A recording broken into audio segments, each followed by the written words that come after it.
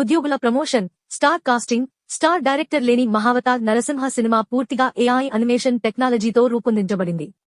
కలెక్షన్ల పరంగా ఇది అద్భుతం. రోజురోజుకీ మాట ద్వారా ప్రజల్లో వైరల్ అయింది. స్టార్ హీరోలు పవన్, విజయ్, ఎన్టీఆర్, రజనీ లాంటి వాళ్ల సినిమాలు వచ్చినప్పటికీ మహావతార్ నరసింహ ముందంజలో నిలిచింది.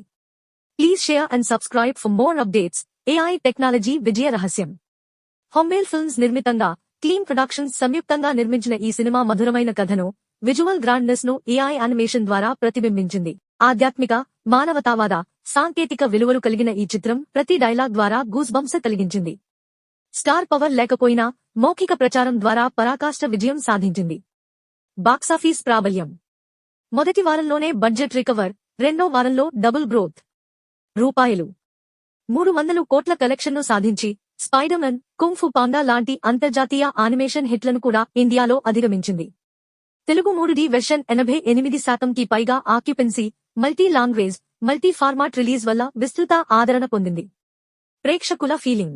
ఆధ్యాత్మిక, సాంకేతిక విలువలు, పురాణ ప్రేరణ వల్ల బూజు వంశాని అనిపించే గూస్ బంప్స్ మాటకు గొప్ప ప్రాధాన్యత.